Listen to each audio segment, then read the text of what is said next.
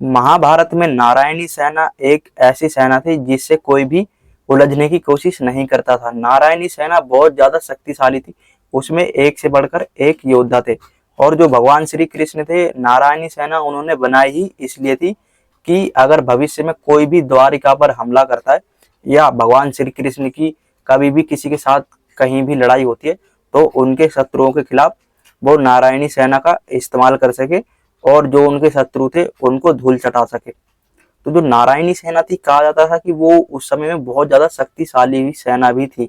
और वहीं पर कई लोगों का ये मानना है कि नारायणी सेना आने वाले कलयुग में जो कली पुरुष से जब भगवान श्री कृष्ण का अंतिम युद्ध होगा उसमें साथ भी देगी। वहीं पर कुछ लोगों का मानना है कि जो नारायणी सेना वो पाताल लोक में चली गई है। और आज हम इसी चीज के बारे में जानेंगे कि जो नारायणी सेना है उसका महाभारत के बाद हुआ क्या, और जो कि नारायणी सेना है क्या वो आने वाले समय में वापस आएगी या नहीं। महाभारत में आपने देखा होगा कि जब जो दुर्योधन और अर्जुन था वो भगवान श्री कृष्ण के पास पहुंचते हैं उनसे सहायता के लिए, तो जो भगवान श्री कृष्ण थे वो उस समय में सो रहे थे।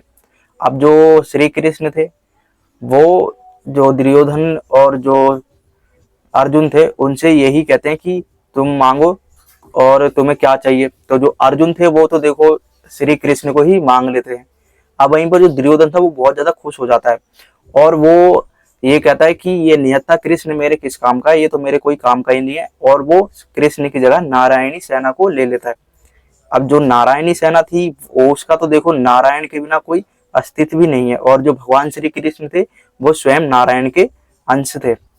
अब जैसे ही महाभारत का युद्ध शुरू होता है तो जो नारायणी सेना होती है उसमें जो योद्धा थे वो किसी को भी पहचान लेते थे कि कौन शत्रु है कौन नहीं हो। वो बहुत ज्यादा शक्तिशाली योद्धा थे नारायणी सेना में, जिन्होंने पांडवों की सेना का बहुत ज्यादा विनाश भी करा था।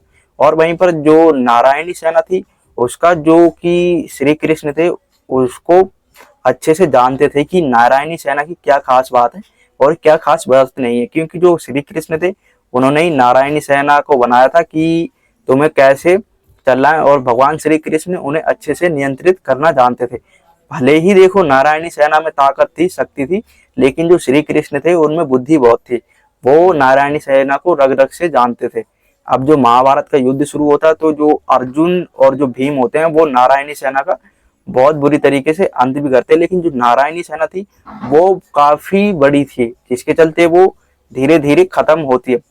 लेकिन वहीं पर जो कि महाभारत होता है उसमें भगवान श्री कृष्ण के चलते, उनकी बुद्धि के चलते जो पांडव थे वो युद्ध को जीत जाते हैं। अब उसके बाद कहा जाता है कि जो नारायणी सेना थी उसका क्या हुआ वो किसी को नहीं पता है। महाभारत जो इतना विनाश युद्ध हुआ था, कहा जाता है कि उसके बाद जो नारायणी सेना थी वो पाताल लोक में चली जाती है। और वहीं पर कुछ विद्वानों का मानना है कि जो नारायणी सेना थी जो कि भविष्य में कभी भी नहीं आई। जैसे कि अभी मैंने कहा था कि जो नारायणी सेना वो कलयुग के अंत में शायद आ सकती है, लेकिन जो कुछ विद्वान है उनका मानना है कि जो नारायणी सेना थी वो कलयुग के अंत में नहीं आएगी। और वहीं पर जो कुछ लोग हैं वो कहते हैं कि जो नारायणी सेना थी वो देखो अभी भी शायद अस्तित्व में बनी हुई है। अब हमने तो महाभारत में यही देखा कि जितनी भी सेना थी उन सभी का नाश हो चुका था, और जो कौरव पक्ष थे उसमें से सिर्फ 3 ही लोग बचते हैं, जिनमें से एक कृपाचार्य होते हैं, एक जो कि अश्वत्थामा होते हैं, एक कोई वर्मा करके होता है। और जो कि अश्वत्थामा था उसको तो देखो भगवान श्री कृष्ण ने श्राप दे दिया था जो कि कलयुग के अंत में वो बने रहेंगे और भगवान श्री कृष्ण की सहायता भी करेंगे।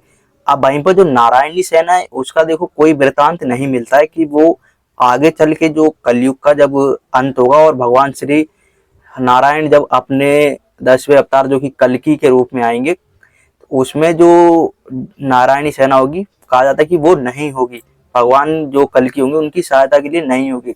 और वहीं पर कुछ लोगों का मानना है कि जो नारायणी सेना है वो शायद कलयुग के अंत में आएगी और भगवान कल्कि की सहायता भी करेगी। अब क्या सच है क्या सच नहीं है इसके बारे में तो देखो नहीं पता है, लेकिन जो नारायणी सेना थी वो देखो बहुत ज्यादा शक्तिशाली थी। और जो कि हमने महाभारत में देखा कि युद्ध समाप्त होते ही शायद वो नारायणी सेना भी अस्तित्व में नहीं रह जाती है, क्योंकि जो नारायणी सेना थी वो कौरव पक्ष की तरफ से लड़ रही थी और वहीं पर जो कौरव पक्ष था उसका तो देखो अंत हो चुका था और उसमें से सिर्फ 3 ही लोग बचते हैं। तो उसके बाद कहा जाता है कि जो नारायणी सेना थी शायद वो अस्तित्व में ना ही रहे, लेकिन जो नारायणी सेना थी उसकी ये बात तो माननी पड़ेगी कि जो नारायणी सेना थी वो बहुत ज्यादा शक्तिशाली थी और जो कि भगवान श्री कृष्ण के नेतृत्व से चलती थी। लेकिन नारायणी सेना जो दुर्योधन ले गया था उसका श्री कृष्ण के अलावा फायदा ही नहीं था, क्योंकि श्री कृष्ण नहीं होंगे तो नारायणी सेना को नेतृत्व ढंग से नहीं कर पाएंगे और जो कि दुर्योधन को कोई फायदा भी नहीं होता, कुछ लाभ नहीं मिलता। और जिसके चलते जो नारायणी सेना था उसका जो हम सभी को पता है, हमने जो महाभारत में देखा कि महाभारत के युद्ध में कौरव पक्ष से जब वो लड़ती है तो उसका विनाश हो चुका था। लेकिन कुछ लोगों का मानना है कि जो नारायणी सेना है वो आने वाले समय में वापस भी आ सकती है। अब सच्चाई क्या है क्या नहीं है इसके बारे में कोई भी नहीं जानता है।